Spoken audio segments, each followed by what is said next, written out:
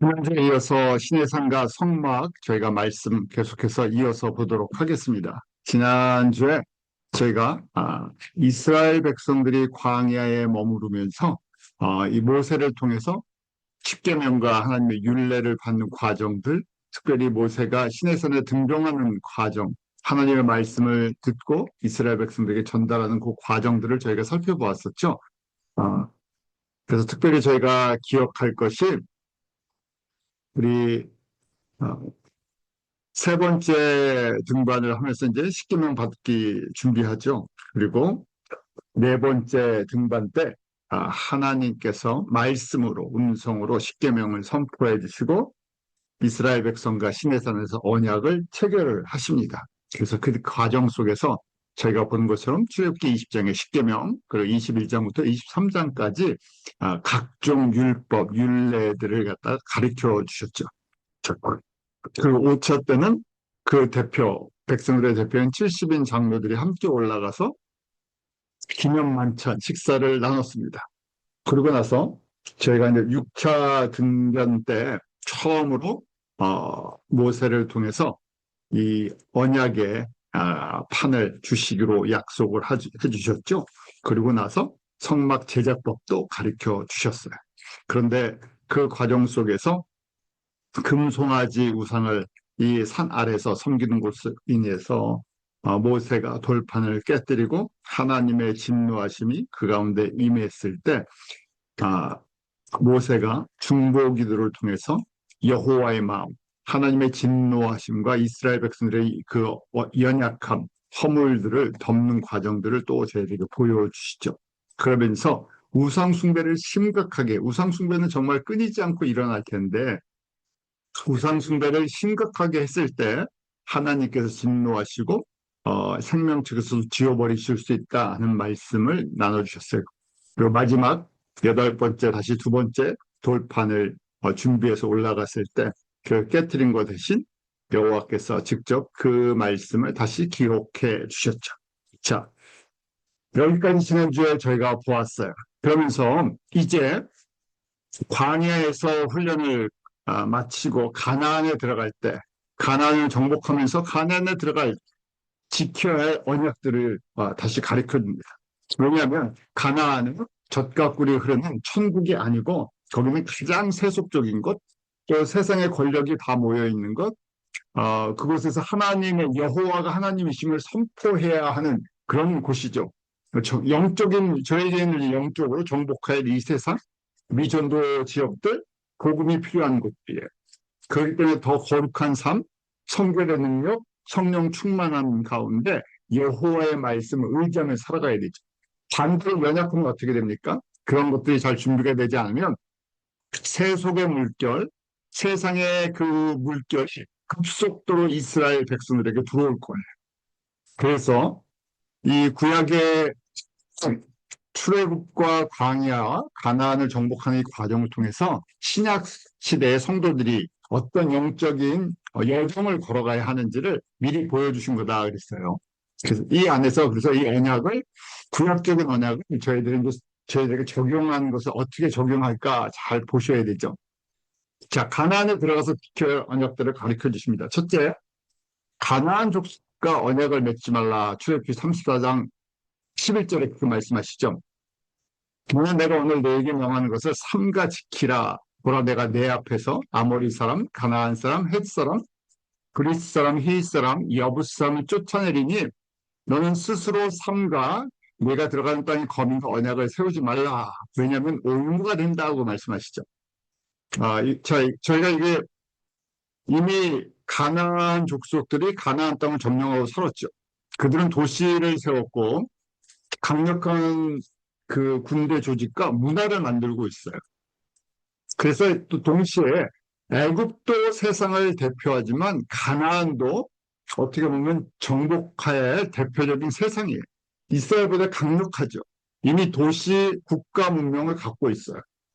그래서 그 안에 들어가서 만약에 그 사람들이 언약을 체결한다, 동화된다는 얘기예요.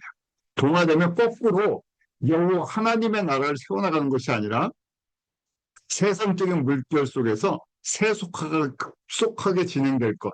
세속화가 된다는 것을 우리 구약적으로 보면 우상 숭배, 주변의 우상들을 이방신들을 섬기면서 그 우상 숭배를 할 것을 말씀하시는 거죠. 그래서 올무가 된다고 말씀하세요. 그래서 그들이 결국은 하나님의 백성이 아니라 마귀의 백성, 세속화되는 그 백성의 영향력 속에 들어간다는 것이죠.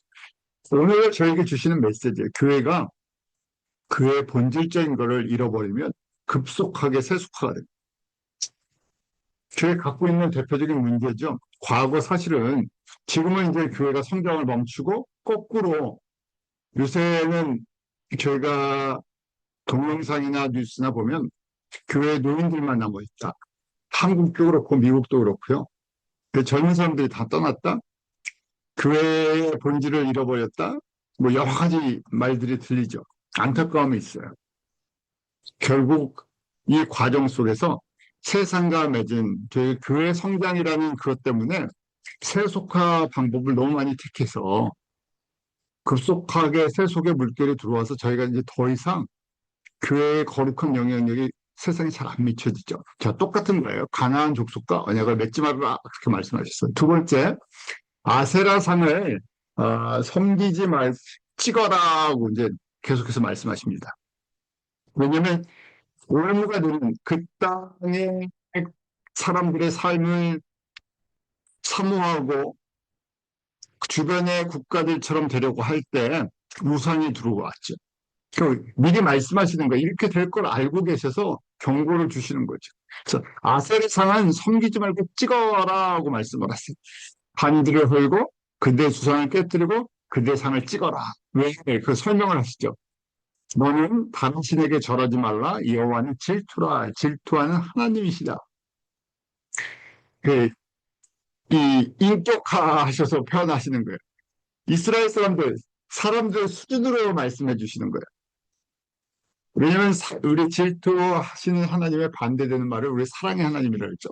절대적으로 우리만 사랑하시기 때문에 반대로 우리가 배신을 했을 때, 배반을 했을 때, 하나님이 굉장히 상처를 받으신다? 그래서 질투하시는 하나님, 여호와만 섬겨야 되는데, 그래서 우상 숭배는 결국 이 끊임없이 이스라엘 백성들에게 문제가 됐고 이것을 갖다가 표현하기를 마치 남편을 두고 바람을 피우는 그런 사람들처럼 비교를 하셨었죠. 그래서 지금 이 주변의 우상들, 아세라, 바알 신들을 섬길 그 가능성, 그래서 그것들은 깨뜨리고 힘을고 부숴라고 말씀하세요. 왜? 하나님은 질투하시는 하나님. 첫 번째 이 계명, 수직 계명에 걸리죠. 세 번째, 그들의 딸들과 결혼하지 말아라. 계속해서 말씀하세요. 연결이 돼 있어. 내가 그들의 딸들로 내 아들들의 아내를 삼음으로 그 딸들이 뭘 갖고 들어와요? 주변에 그 가나안 족속들이 섬기던 우상들을 갖고 들어와서 남편들의 힘이 있습니까? 없습니까? 집에 들어가면 누가 주인이에요?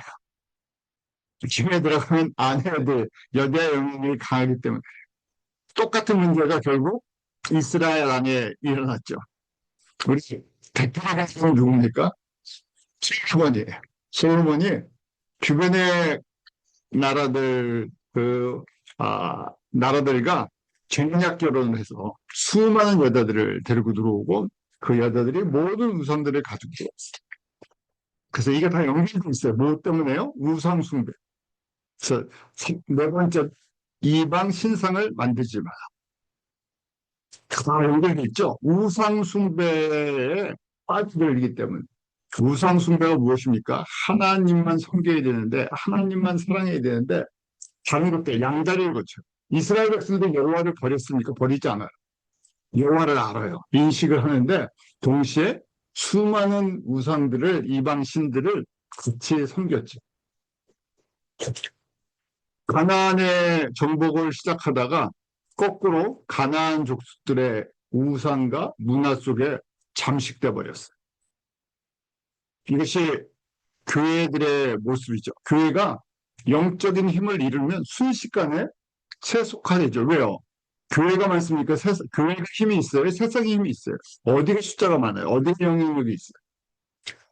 동양이 차이가 나 있죠. 이스라엘은 조그만 나라예요. 주변에 강대국들이 있어요. 그래서 그 강대국을 부러워하면서 그 강대국 최선의 시스템을 갖다가 좋아해서 받아들일 때는 엄청난 물결이 들어온다. 그래서 이 말씀은 예전에 그 보수적인 신앙을 갖고 계신 분들은 항상 이걸 이렇게 적용했죠. 예수님 안 믿는 사람들이랑 결혼하지 말아라. 16절 말씀 때문에. 그래서 어느 정도 의미는 있어요. 왜냐하면 신앙관이 다르고 그 다음에 가치관이 다르고 종교가 다를 때 그 영향을 거꾸로 은혜를 끼칠 수도 있고 반대로 세속화가 될 수도 있기 때문에 그렇죠. 그래서 이 말씀을 그냥 문자적으로 많이들 지켰는데 오늘날 한국 사회에 가만히 보면 국제결혼이 점점 많아졌어요. 국제결혼을 하다 보니까 예수님을 안 믿는 동남아 쪽이나 우리 또 그 터키 쪽 뭐 이런 쪽의 사람들이랑 많이 결혼을 하다 보니까 이슬람 문화권이나 불교 문화, 우상 문화가 더 많아지는 그런 모습들을 보죠. 이런 지금 문화가 섞이면 이럴 수밖에 없는 것을 알고 계셔서 이걸 미리 지금 모세를 통해서 이스라엘 백성들의 경고를 주셨죠. 가나안에 들어가면 이렇게 하지 마. 반대로 근데 이 안에 어떤 뜻이 있습니까? 이렇게 될 가능성이 높았던 거죠. 자, 그래서 이 광야 생활을 한번 정리를 해보면 광야는 영적인 어린아이, 교회로 얘기하면 교회 신앙생활이 깊지 않은 사람들, 그래서 영적 지도자를 떠나서 하루도 살 수 없고, 또 동시에 그 지도자를 잘 순종하는 것도 아니에요. 모세를 힘들게 하면서 모세가 없으면 불안해하고. 그래서 하나님의 말씀을 듣고 적용하는 또 능력은 또 약해요.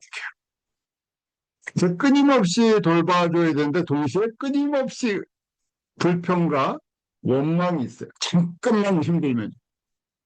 아직 영적인 전쟁 치르지도 있죠. 가나안 정복하지도 않았어.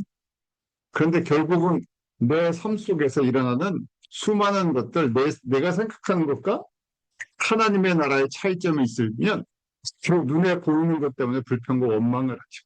은혜가 오래 지속되지 못해. 왜 그렇습니까? 영적으로 어린아이기 때문에. 큰 그림을 보지 못해. 아무리 큰 그림을 설명해줘도 이해가 되지 않습니다.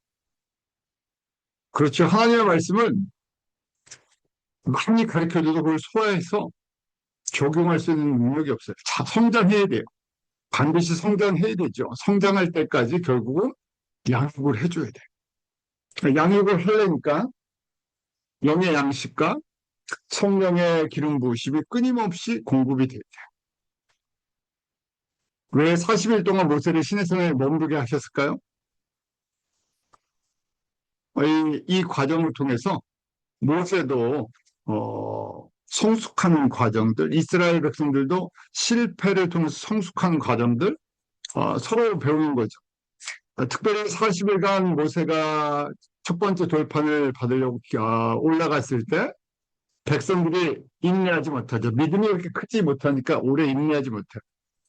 아론도 마찬가지였어요. 대제사장의 그런 직분을 가진 신분이었지만 아론도 그렇게 성숙한 사람이 아니죠. 하나님을 섬긴 지 얼마 안 됐어요. 그러니까 아론 자체도 연약해요.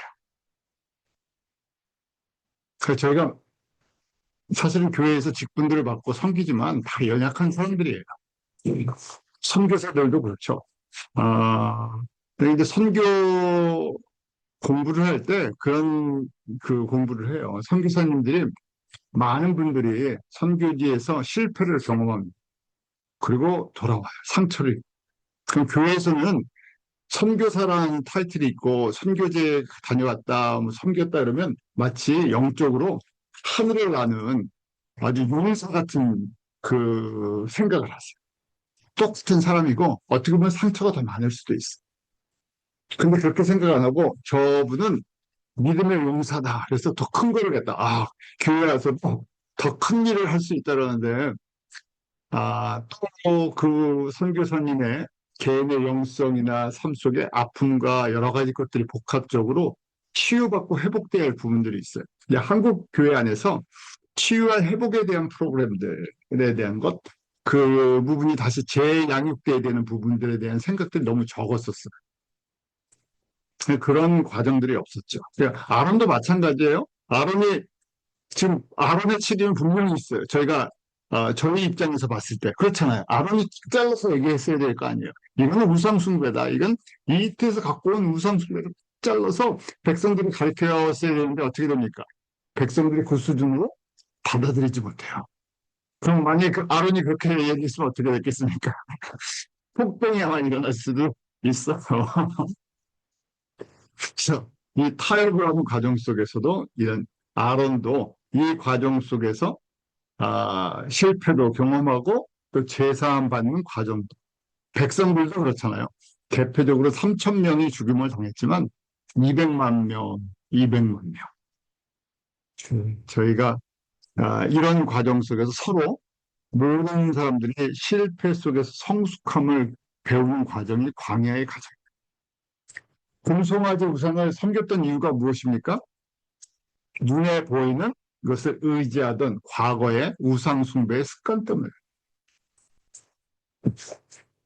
그래서 예수님께서도 마태복음 6장에 우리 산상수훈 말씀에 한 사람이 두 주인을 섬기지 못한다고 말씀하시죠. 그런데 섬겨요. 원칙은 두 주인을 섬기지 못하는데 섬기는 게 문제죠. 광야의 성도도 섬겼고 이 세상의 모든 교회 성도들도 섬겨요. 그러니까 섬기지 말고 예수님만 섬겨야 되는데 넘어질 수 누구나 실수할 수 있어요. 그래서 지금 예수님께서 제자들에게 경고하시는 거잖아요. 가르쳐 주시는 거잖아요. 저를 사랑하나 둘 중에 하나를 사랑하게 돼 있다 그랬잖아요. 하나님과 재물을 겸하여 섬기지 못한다. 우선순위가 정해져 있어야 된다는 거예요. 재물이 필요 없다고 말씀하시는 것이 아니라 재물을 우리에게 도구를 주셨잖아요. 재물 자체는 어떻게 보면 중립이에요. 왜냐하면 생명 자체가 있는 생명체는 아니지만 도구잖아요. 도구를 어떻게 쓰느냐에 따라서 저희 하나님의 영광을 위해서 쓸 수도 있고 반대로 하나님을 대적하는 도구로 쓸 수 있어요. 그래서 중심이 어디 있느냐? 하나님을 사랑하는, 항상 하나님을 사랑하는 그 중심이 있어야 되는데 왜 이때 이 말씀을 하십니까? 재물의 영향력이 이 세상에서는 하나님보다 더 세기 때문에, 강하기 때문에. 이스라엘 사람들이 왜 금송아지를 만들어냈습니까? 애굽에서 보았던 그 파워를 알기 때문에 애굽에서 보았던 파워, 그 눈에 보이는 그 물질의 파워, 하나님께서 이렇게 극심하게 세상을 사랑하고 섬기면 어떻게 된다고요? 구원을 잃어버릴 수 있다고 경고하시죠. 출애굽기 32장 33절에 모세를 통해서 너에게 범죄하면 내 책에서 지워버리겠다 경고를 주셨어요. 이게 흔하게 일어나는 그냥 일반적인 일은 아니지만 가능성에 대한 얘기를 저희들에게 말씀해 주시죠. 자, 이러면서 이제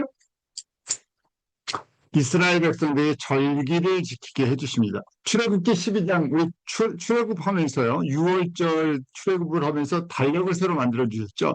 해가 이제 새로운 너희들의 인생 달력을 만들어 줬어요. 그 인생 달력은 세상의 태양을 기준으로 하는, 사람들의 날수를 기준으로 하는 것이 아니라 하나님의 주권에 따라서 움직이는 하나님의 구원 계획에 따라서 이 달력을 만들어 주셨어요. 그래서 출애굽이 너희들 이제 새로 시작되는 나라, 새로운 인생이 시작되는 뉴 크리스천 라이프죠. born again 하는 것. 그래서 출애굽하는 그 해를 새로운 달, 뉴 이어 해갖고 새로 달력을 만들었어요. 그래서 절기도 가르쳐 주시는 거예요. 우리 각자 기념일들이 있잖아요. 살아가면서 뭐 결혼 기념일, 생일, 무슨 때를 기억해갖고 가족 구성원들이 그 때를 기억해서 가족의 관계성을 더 단단하게 하기 위해서 여러 가지들 만들어놨어요. 필요한 것들이잖아요. 가족 관계를 형성해 나가는데 또 사회에서도 국가에서도 그런 절기들을 만들어 놨잖아요. 그 나라의 독립기념일이라든지 이런 것들을 하면서 공동체 의식을 집어. 저희도 마찬가지죠. 저희도 새로운 공동체가 됐어요.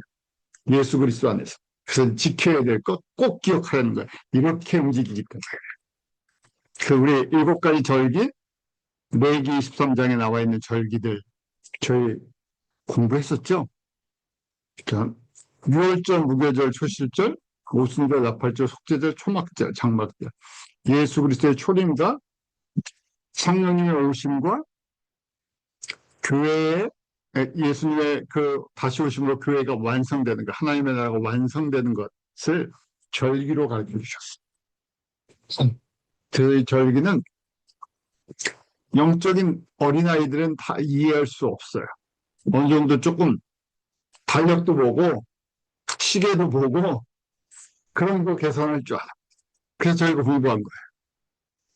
하나님의 때를 분별하기 위해서.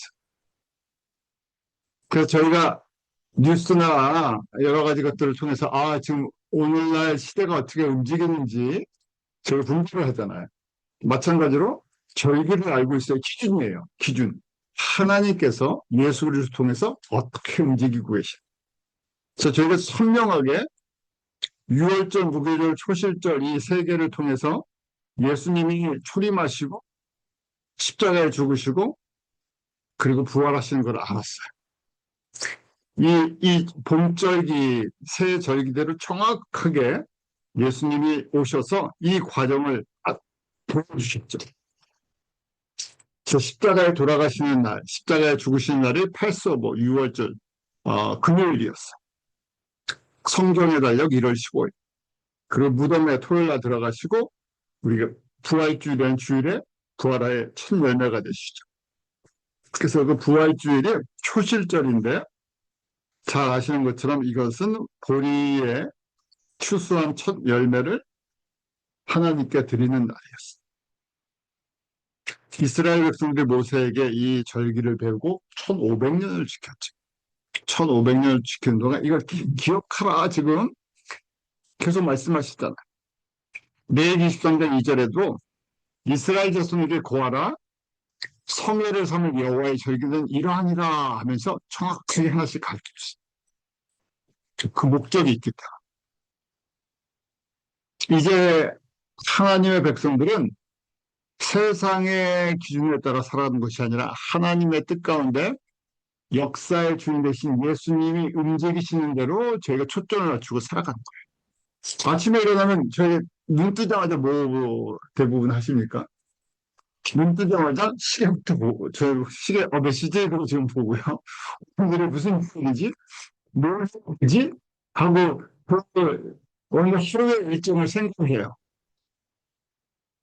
왜냐하면 우리에게 주어진 시간, 우리가 해야 할 일들이 있기 때문에 그렇죠. 똑같은 거예요. 그래서 절기라는 것은 우리가 해야 할 일이 있는데 이걸 움직이시는 분이 누구세요? 예수님이세요. 그래서 그걸 아침에 일어나서 묵상하는 건 이걸 확인하는 과정들. 저 기도하는 것, 확인하는 과정. 그게 확인하지 않고 살아간다고 생각해 보세요. 일주일에 한 번 교회 가서 목사님의 설교를 듣는데 목사님의 설교가 하나님의 때랑 상관이 없는 거를 갖다 자꾸만 들어요.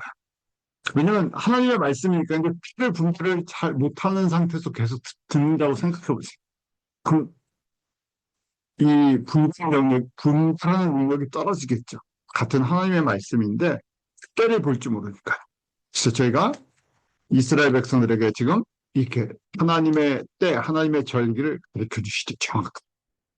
14일 저녁, 우리 저녁은 저녁 6시가 되면 유대인들에게는 이스라엘 사람들은 그 다음날로 넘어간다 그랬어요. 지금 저희가 금요일 저녁에 모였는데 지금 저희는 금요일인데 유대인 시간표로 보면 지금이 무슨 날입니까? 안식일이에요. 벌써 안식일을 범했어요.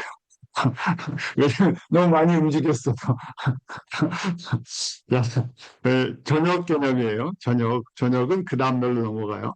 15일은 무교절, 무교병을 먹는 것.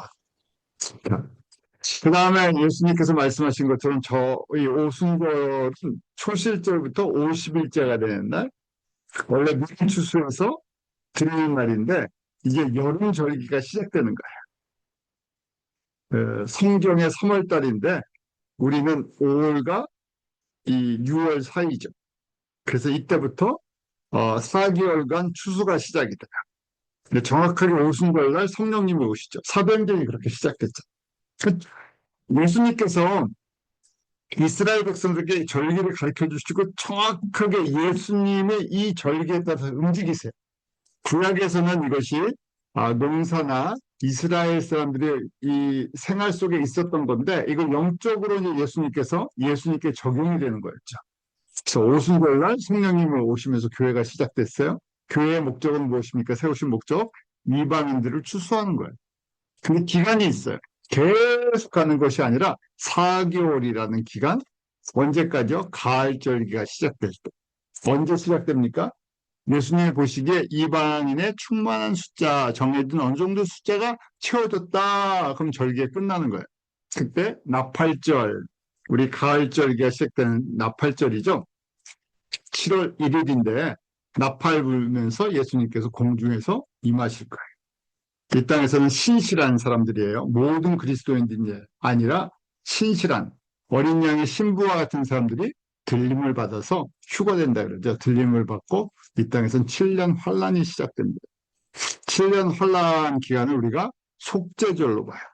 우리 7월 10일 유엄키프라 그러죠. 유대인들의 지금 현대 가장 큰 절기예요. 그게 정리 드리는 겁니다. 하루 동안 원래는 이스라엘 백성들이 1년 동안 지은 죄를 다 용서받는 날. 금식하고 회개하고 1년 동안 대제사장부터 모든 백성의 죄를 용서를 받는 이날, 욤키프라고 하는 속죄절, 더데이 워터먼트인데 7월 10일 이날 하루만 누가요? 대제사장이 지성소에 들어갈 수가 있어요. 지성소에 들어가는데 동물의 피, 송아지의 염소의 피를 통해서 죄사함을 받는 날. 그래서 이날을 저희가 7년 환란 기간으로 예수님이 오실 때 이제 보는 거예요. 그래서 이 기간 동안 특별히 유대인들을 회개하고 돌아오게 하는 구원의 역사가 일어날 것이다 하고 봐요. 그 7년 환란이 끝날 때 예수님이 지상 재림하시고 그러면서 마귀를 무적행에 가두시고 천년왕국이 이 땅에서 시작된다고 보죠. 천년왕국을 저희가 초막절, 장막절로 한번 생각해 봅니다. 지금 가을절기가 남았어요. 정확히 오순절까지 일어났잖아요. 오순절이 일어난 지 지금 약 2000년이 됐고 많은 징조들이 예수님 오실 때가 됐다. 그런데 확실한 징조는 무엇입니까? 이 천국 복음이 모든 민족 가운데 증거되기 위해 전파되리니 그제야 끝이 오리라 예수님께서 마태복음 24장 14절에 말씀해 주시고 그래서 가장 중요한 것이 이 천국 복음이 모든 민족 가운데 증거되는 거예요. 그래서 저희가 기술적으로 보면 거의 다 됐다고 볼 수 있다 그랬었죠. 왜냐면 물론 뭐 북한 같은 특별한 지역에는 이 인터넷이 제한적으로 뿐이 못 받아들이지만 사실은 그 안에서도 지하교회가 있었고 많은 사람들이 그 USB나 이런 걸 통해서 또 복음을 전해 주었죠. 그래서 저희가 물리적, 기계적으로는 세들라이트 서비스 때문에 인터넷이랑 뭐다 들었다고 볼 수도 있어요. 근데 진짜 구체적으로 이제 남아있는 사람들이 있겠죠. 그래서 저희가 어느 때보다도 예수님 오실 때가 가까운 그런 시절에 살고 있어요. 가을 절기를 잘 봐야 되죠. 달력은 우리가 세 가지 달력이 있다는 것.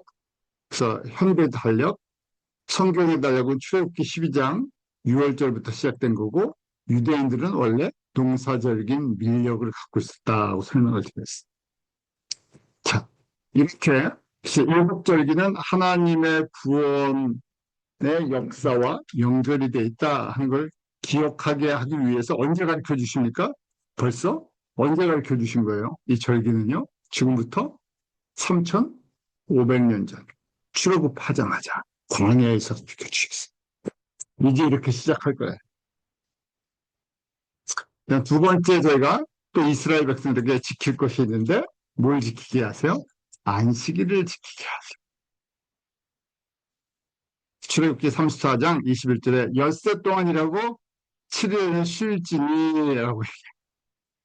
그 구약의 절기나 구약의 이 계명들 이런 것들을 저희가 문자적으로만 생각하시면 안 되죠. 왜냐면 이 사람들이 너무나 지금 출애굽했잖아요. 노아가 누군지도 모르셨어요. 그러니까 처음 지금 말씀을 받으면서 교회가 시작됐어요. 처음 말씀을 받은 거예요. 십계명과 율법을.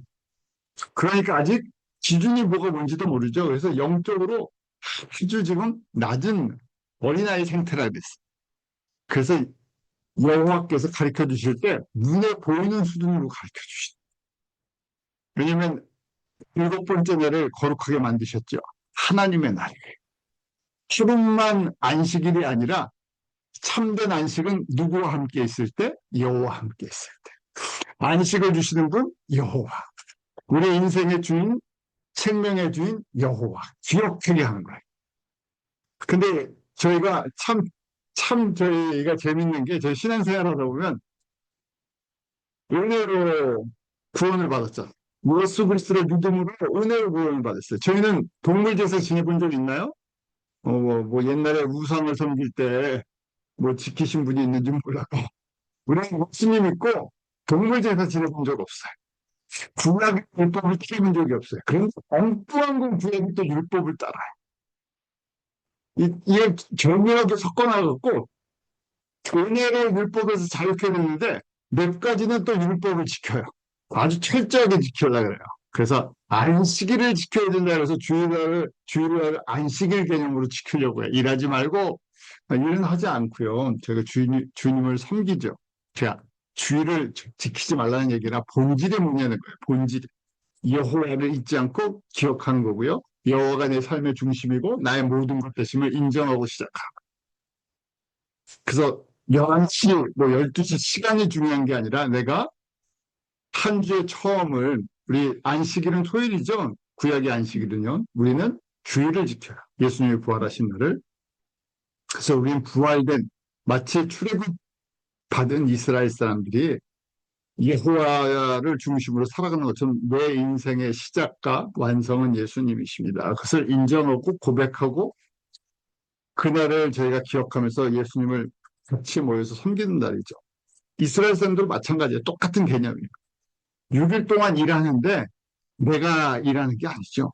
여호와께서 나에게 땅을 주시고 가족을 주시고 모든 걸 주셨어요. 그래서 안식을 쉰다는 것이 그냥 육체적으로 쉬는 것이 아니라 여호와를 기억하고 예배하는 날. 중심에 여호와가 있어야 된다는 거죠. 자, 그러면서 34장 27절에 이 말들을 기록하라 그랬어요. 왜냐하면 언약 백성이시다. 너와 이스라엘과 언약을 세웠습니다. 그래서 저희가 언약 얘기 나오면 어디로 올라가야 됩니까? 아브라함의 계약, 아브라함의 언약, 창세기 12장 2절과 3절. 내가 너로 큰 민족을 이루게 해주시고 탑라인 블레싱 모든 족속이 너로 인해서 복을 받을 것이다. 어떻게 해요? 예수 그리스도의 이 십자가의 복음으로 말미암아 하나님의 자녀가 아니라고 생각했던 사람들이 예수님께 돌아오고 그 하나님의 자녀가 되고 자녀만 끝이 아니라 하나님 기업의 상속자들, 언약에 참여하는 상속자들이 되는 거예요. 근데 그건 어디서부터 시작이 됩니까? 창세기 3장 15절 여자의 후손으로 이 땅 가운데 오실 성육신 하실 예수님. 그래서 그것이 어디까지 흘러가요? 우리가 잘 아는 지상 사명, 이 마태복음 28장 19절 20절, 사도행전 1장 8절을 해서 완성되는 요한계시록의 새하늘과 새 땅 하나님의 나라까지 그때까지 하나님 나라의 백성들을 이렇게 회복하시고 기업을 나눠주시고 그걸 언약하셨어요. 창세기 3장 15절 이미 그렇게 계획을 세우시고 내가 이제 구체적으로 아브라함과 그 자손들을 통해서 이걸 이루시겠다. 그리고 실제 역사적인 현장에서 모세와 이스라엘 백성들이 보여주셨어요. 그래서 너희는 나와 언약 백성. 이 언약은 그대로 저희들에게 적용이 돼요. 저희도 같은 언약 백성. 왜요? 예수 이름 속에 이 언약이 들어있기 때문에. 그래서 저희가 성도가 되었다. 예수님을 믿는다 그러면 나도 이 언약의 책임이 있는 거야. 나도 이 혜택을 받고 동시에 지켜야 할 사명이 있는 거죠. 어떤 특정한 직분 받은 사람만 하는 것이 아니라 같은 걸 가르쳐 주시는 거예요. 그래서 기록하라. 왜요? 증거이기 때문에. 그래서 이 기록한 말씀이 저에게 모세 오경으로 기록이 된 거고 저에게 하나님의 말씀으로 기록이 돼서 지금까지 지켜져온 거죠. 자, 말씀을 주셨고요. 교회에 세우는 거, 이제 구약교회에 세운다고 생각해보세요. 이제 말씀이 소프트웨어잖아요. 말씀이 세워졌어요. 근데 눈에 보이는 장소가 필요해요. 형식이 필요해요.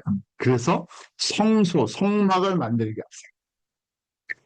말씀만 주고 하는 것이 아니라 이제 실제적으로 성전에 들어가는 하나님의 백성들이 구원받은 백성들이 하나님과 어떻게 교제해야 되나 어떻게 섬겨야 되나 우리 이제 그 성막을 통해서 예수 그리스도와 교제하는 법을 가르쳐요. 자, 성막을 만들라고 이제 말씀하시죠. 아, 출애굽기 35장 35장 10절에 보면 마음이 지혜로운 자를 와서 명하신 것들, 여호와의 명하신 걸 다 만들지라. 내가 생각한 대로 만드는 게 아니라 이미 하늘의 것에 대한 무엇이에요. 한 것을 이렇게 한 것이기 때문에 여기다가 그림자와 같이 표를 보여주시는 거죠. 만든 시간이 약 1년이 조금 안 걸렸어요.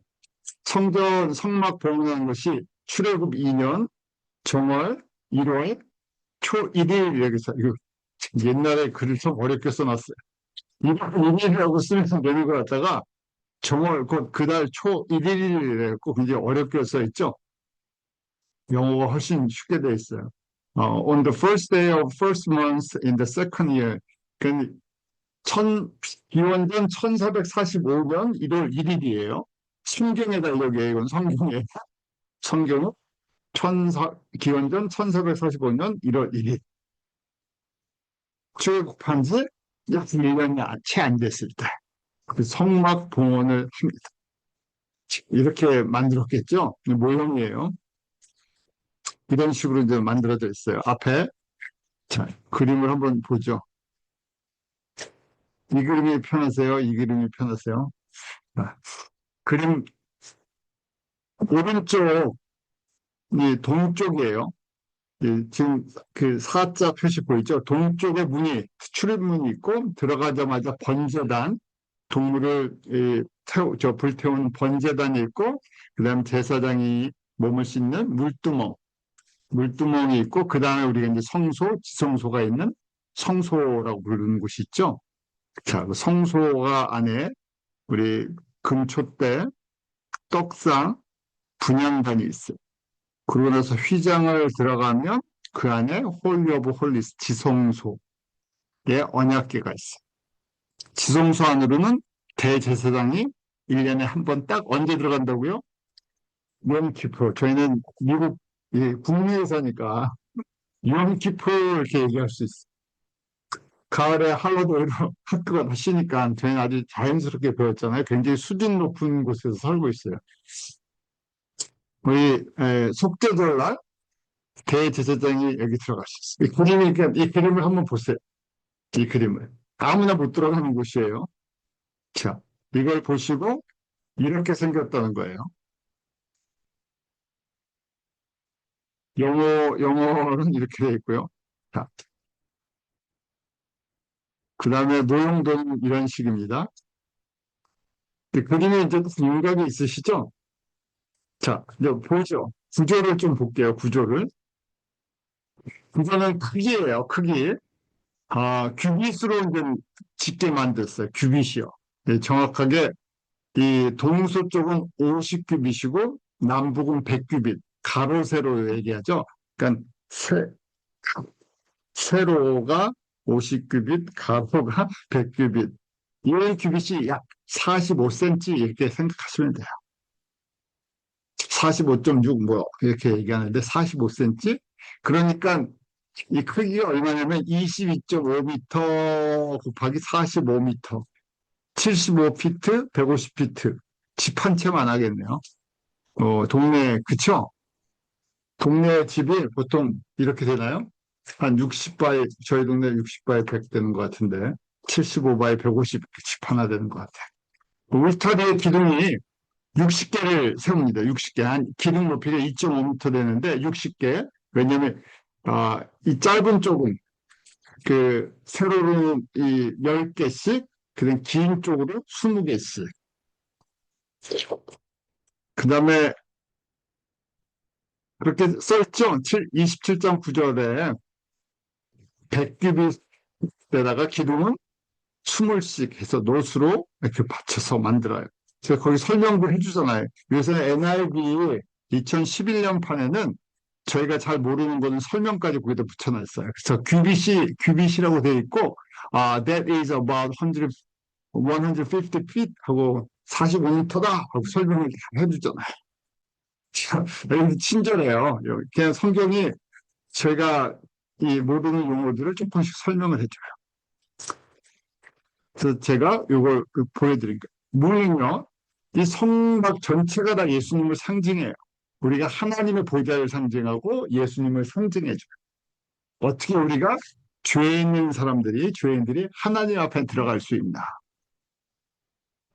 예수님께서 십자가에 죽으실 때 성소의 휘장이, 우리 지성소에 들어간 휘장이 위에서부터 아래로 찢어지죠. 그래서 누구든지 들어갈 수 있게 해주셨다. 우리 히브리서 10장에 돼 있죠. 자, 이 성전 문, 이 성막의 문도 그리스도를 상징해요. 동쪽에 문이 있어요. 그래서 동쪽에서 서쪽으로 가는 거예요. 해가 뜨는 곳에서 해가 지는 쪽으로 가죠. 그래서 죄를 지고 서쪽으로 들어가는, 죄 있는 사람들 들어가는 거예요. 나올 때는 어떻게 합니까? 바라보면서 나옵니다. 그래서 새 빛 가운데로 나오고, 처음에 들어갔던 죄인, 어두움을 갖고, 어둠이 있는 사람들이 들어가요. 그 문의 크기는 거기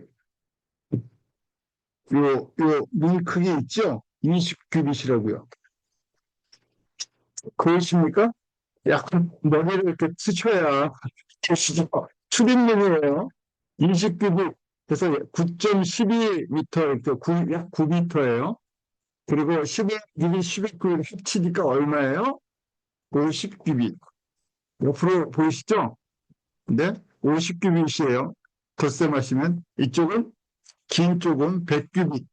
거기 설명이 되어 있죠. 죄송해요. 옆으로 읽으셔야 돼요. 20개의 울타리 기둥이 있다. 되어 있죠. 10개의 또 기둥이 있고요. 제가 이렇게 봐야 이 순서를 볼 수가 있어서 그림을 이렇게 돌려놨습니다. 자, 이건 예수님이에요. 왜냐면 예수님 10장에 보면 나는 양의 문이다 하고 말씀하세요. 진실로 진실로 너에게 말하노니 나는 양의 문이다. 그 양이 내 양들이 목자가 되시기도 하고 문이에요. 그래서 꼭 어디로 들어가야 됩니까? 예수님을 통해서 들어가야 돼요. 다른 문이 없어요. 다른 문으로 들어가면 뭐예요? 도적이에요. 도둑이에요. 들어갈 수가 없어요. 꼭 동문, 예수님을 통해서 들어가야 되죠. 또 요한복음 14장 6절에 예수님께서 내가 길이요, 진리요, 생명이다. 나로 말미암지 않고는 아버지께로 올 자가 없다. 예수님을 통해서만.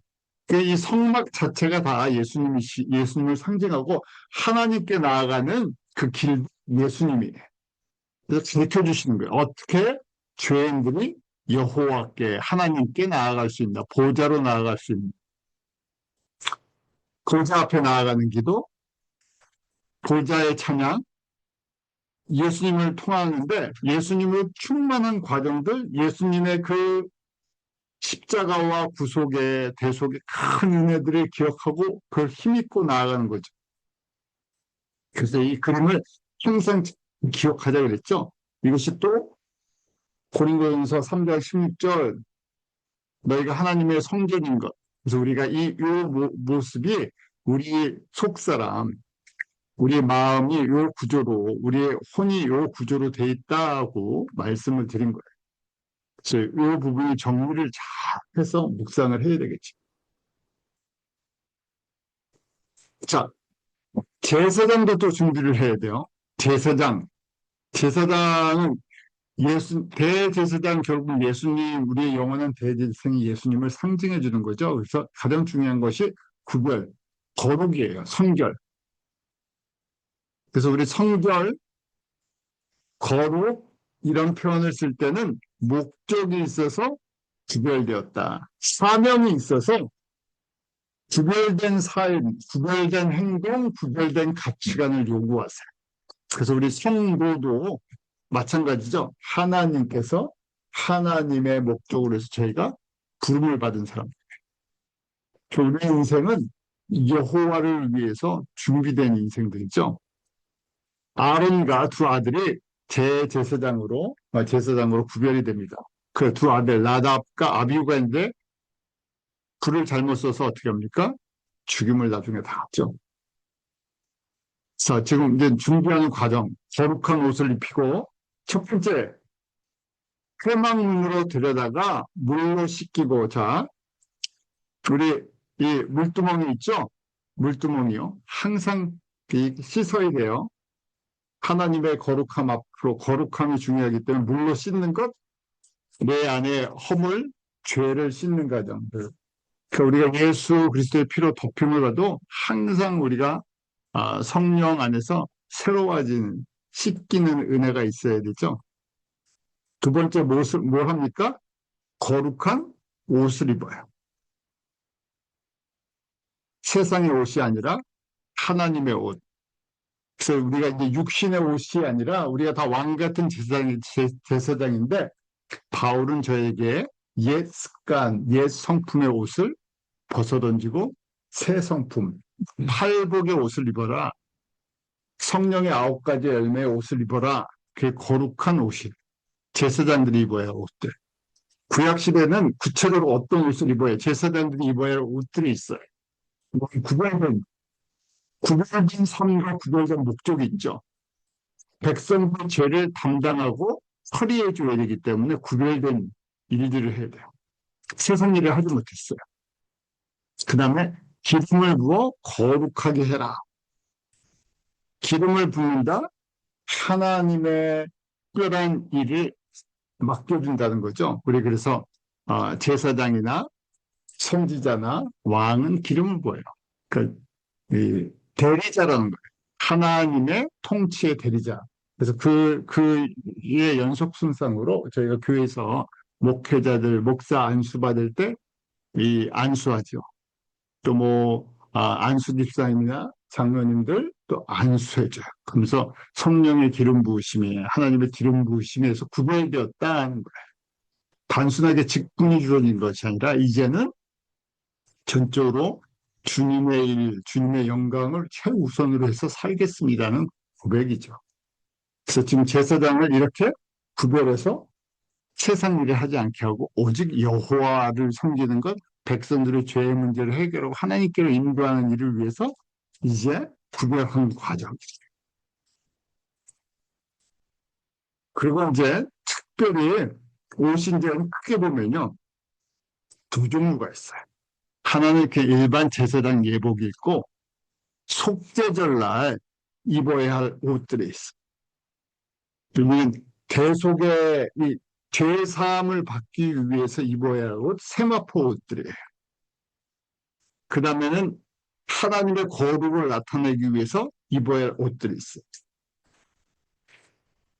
특별히 이 세마포 예복은, 세마포 옷은 속죄절날 지성소에 들어갈 때 입어야 할 옷이에요. 그래서 화려한 옷이 아니라 가장 평범한 옷이지만 목적은 뭐예요? 42절에 보면 배로 고의를 만들어 허리에서부터 넓적다리까지 이렇게 하체를 가리게 하라. 줄여야 돼. 덮는 거예요. 가리게 하라는 것이 이제 최소한 커버링이라고 나왔죠. 히브리 말은 카사예요. 가리다, 숨기다, 물리적인 거예요. 실질적으로 이제 지금 보여주는 거죠. 이 세마포로 지은 옷으로 완전히 덮어줘야 돼요. 보이지 않게. 또는 죄를 가리는 목적이에요. 죄를 가리는 목적. 하나님 앞에 나아가야 돼요. 그리고 우리가 또 가른다, 덮는다는 표현으로 잘 많이 썼던 게 창세기 6장에 역청으로 배를 바르게 할 때 하파르라는 커버 그것도 그냥 영어나 한국말로 덮다고 표현을 해요. 근데 이거는요 그냥 숨기는 게 아니라 죄를 용서하고 보호하는 쪽까지 있어요. 물이 들어오지 않게 죄악이 들어오지 않게. 그래서 이 안에는 속죄 내면의 의미가 있어요. 속죄한다, 용서한다, 죄를 기억지 아니야. 그 예수님의 피로 우리가 죄사함 받을 때 카파르라는 걸 써요. 반대로 지금 여기서는 물리적인 옷으로 가린다 하는 거예요. 물리적으로. 그래서 카사예요. 카사. 그래서 그 목적이 있죠. 43절에 아론과 그 아들들이 회막에 들어갈 때 제단에 가까이 거룩한 곳에서 섬길 때 죄를 지어서 죽지 아니하리다. 입어야 이걸 덮어줘야 죄를 가리는 거예요. 그래서 예수님께서 은혜로 가려지는 것, 이 가리는 것도 있죠. 자, 그래서 이것이 이제 제사장의 지금 예복이죠. 이렇게 이제 돼 있어요. 다 제가 영어로 읽는 거라서 그냥 한번 보시라고 해드린 거예요. 자, 그러고 나서 이제 속죄제의 간단한 얘기, 제사가 많아요. 제사 얘기 나오면 머리 아프실 거예요. 그래서 가장 쉽게 설명드릴게요. 가장 쉬운데 쉽지는 않습니다. 쉬워요, 근데. 일반 제사법이 아니라 욤키포 때 대제사장이 뭘 하나 하는 걸 설명해 드리는 거예요. 욤키포 제사예요, 욤키포. 속죄절날. 왜냐면 그때 대제사장이 어딜 들어갈 수 있기 때문에요. 지성소에 들어가는 과정이에요. 자, 지성소에 들어가는데 저희가 한 번 들어간다고 생각을 해요. 한 번이 아니라 최소 3번 들어가요. 그래서 순서를 가르쳐 드리는 거예요. 속죄절날 대제사장이 지성소에 들어가는 과정을 설명해 드리는 거예요. 첫 번째는 아론과 제사장의 죄를 속죄를 받아야 돼요. 그래서 아론과 제사장의 죄를 위해서 16장 11절에 레위기 16장 11절에 숫송아지를 준비해. 이때 속죄제의 제물로 쓰는 건 숫송아지예요. 그런데 제물을 드리고 피를 의지하고 먼저 들어가는 게 아니라 첫 번째 들어가는 것은 향연을 가지고 들어가요. 제가 전에 조금 잘못 말씀드린 게 있었는데 이번에 정리하면서 정확하게 정리를 해드릴게요. 자, 이 그림을 보죠. 여기 지금 성소 안에 여기 떡상, 그 다음에 촛대, 분향단이 있어요. 분향단이요. 분향단은 향을 아침 저녁으로 피워서 하나님의 거룩함을 나타내는 거죠. 그런데 제가 전에 한번 이런 말씀을 드렸었어요. 이 속죄별날 분향단을 지성소 안으로 집어넣는다고 했어요. 왜 그랬냐면 지금 이 말씀 때문에 그랬어요. 이 말씀 때문에. 16장 13절에 여호와 앞에서 분향하여 행한으로 증거하기 위해 속죄소를 가린다. 그리하면 죽음을 면할 것이다. 그래서 분향단을 안으로 집어넣어서 향이 나서 속죄소 안을 덮는구나라고 생각을 했어요. 근데 그게 아니라 제가 자세히 다른 내용들을 다 보니까 분향단은 이게 움직일 수 있는 게 아니에요. 분향단은 지금 이 안에 큰 거, 이 박스는요. 이 큰 거는 움직일 수가 없어서 지금 이 향로가 있어요. 향로. 작은 향로에 이 번제에서 숯을 가져다가 제사장의 주먹에 향을 한 주먹 쥐고 이 지성소로 들어가는 거예요. 거기서 이 향로에다가 이 향을 뿌려서 그 연기를 갖다 채워놓는 거예요. 하나님의 거룩하심으로. 그래서 우리 계시록에도 성도들의 기도가 이 하나님 앞에 향내나는 이 연기로 올라가잖아요. 그 향로에서 그 접시에서 올라가잖아요. 그래서 이 통째로 우리 분향단을 통째로 집어넣는 것이 아니라 향로, 작은 향로, 썰어볼 향로를 가지고 대제사장이 먼저 집어넣는 거예요. 자, 이것이 1차 들어가는 거예요. 정리시켜 드리는 거예요.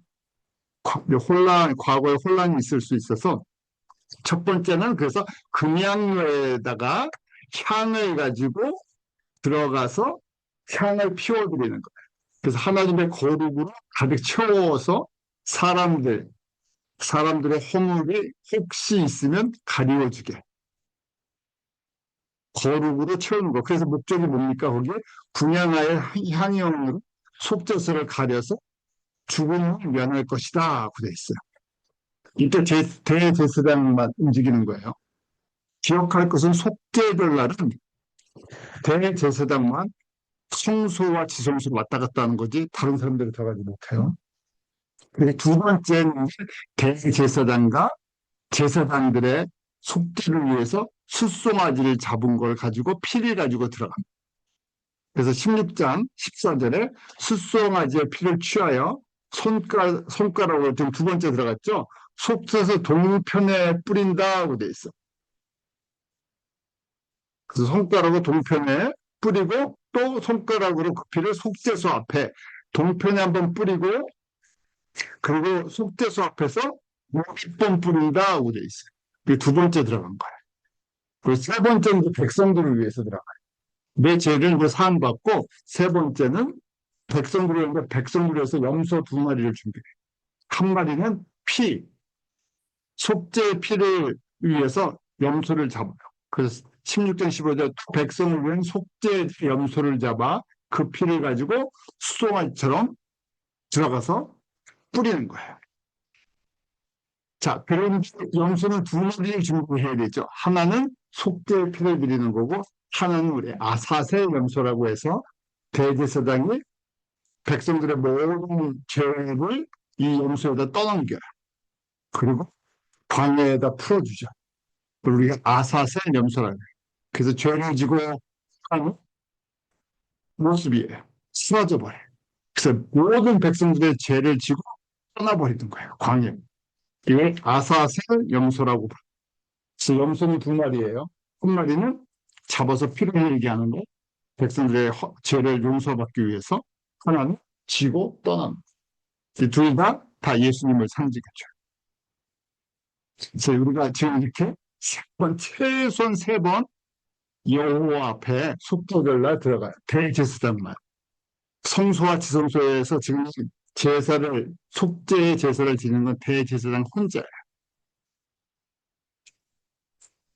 정리되셨죠? 먼저 향연으로 지성소 안을 이 속죄소 앞을 갈고 두 번째는 들어가서 아론과 제사장의 죄를 위해서 숫송아지 잡은 피를 뿌리고 세 번째는 염소의 피를 백성들 위해서 뿌린다. 이 모든 과정이 예수님께서 우리를 위해서 십자가에서 피 흘려주신 과정들을 표현해줘. 오직 예수의 피밖에는 우리가 여호와 앞에 하나님 앞에 들어갈 길이 없어. 그 예수님께서 우리의 영원한 대제사장이 되어주셨고 예수님이 십자가에 죽으시는 그 속에서 성소의 휘장이 어떻게 됩니까? 지성소의 휘장이 찢어져 버렸어요. 그래서 문을 열어주셨어요. 누구든지 들어오게. 그래서 우리가 예수의 피를 힘입고 왕 같은 낙이 들어가고 예수의 피를 우리가 힘입고 제사장이 돼서 어떻게 합니까? 다른 사람의 죄를 용서받기 위해서 들어갈 수 있어요. 그런 사명이 있죠. 먼저 내 죄 사함 받고 그 다음에 사명이 뭐예요? 제사장이 내 죄 사함을 받기 위해서 수송아지를 잡은 게 끝이 아니죠. 백성들의 죄를 용서받기 위해서 먼저 내 죄를 용서받은 거예요. 그래서 우리 백성들의 죄를 가지고 들어가. 그게 용키퍼예요. 우리가 왕 같은 제사장이다. 하늘의 영광만 있는 것이 아니라 우리에게 사명이 있죠. 죄인들을 데리고 죄인들의 그 죄를 용서해주는 이 은혜의 피를 나눠줘야 하는 사명이 있는 거예요. 그래서 지금 이 복잡한 과정 속에서 속죄절날 어떻게 속죄 제물을 드리는지를 레위기 말씀 속에서 이렇게 정확하게 지금 가르쳐 주시는 거예요. 복잡한 얘기는 오늘 여기까지로. 여러분들 정리하셨으면 좋겠어요. 그래서 특별날 이런 두 가지 제물을 드린다. 제사장을 해서 수송아지, 백성들 해서 염소, 염소는 두 마리, 하나는 속죄의 피, 하나는 아사세, 안수에서 떠나게 하는 것. 이 모든 과정은 대제사장 혼자 이 모든 사역을 감당한다. 그래서 1차, 2차, 3차 기억해 주시면 좋을 것 같습니다. 기도하죠. 하나님 편 감사합니다. 저희들 예수 그리스도의 피를 의지하고 하나님 앞에 나아가는 이 새롭고 산 길을 저에게 말씀해 주시고 이 땅 가운데에서 직접 보여주시고 우리를 그 은혜의 보좌로 인도해 주셨습니다. 하나님 보좌 앞에 그 영광의 보좌, 은혜의 보좌 앞에 나아가는 저희들 되게 하시고 또 저희들에게 맡겨주신 이 귀한 제사장의 사명들 우리가 그 은혜를 기억하면서 감당할 수 있도록 성령님 도와주시옵소서. 저희들에게 말씀을 정리할 수 있는 지혜도 또 말씀을 적용할 수 있는 능력도 이 말씀을 통해서 예수 그리스도 앞으로 많은 사람들을 인도할 수 있는 그 놀라운 증거의 능력도 허락해 주셔서 주님 오실 때까지 얼마 남지 않은 이 기간 동안 쓰임받는 복을 누리게 하여 주시옵소서. 예수님 이름으로 기도합니다. 아멘.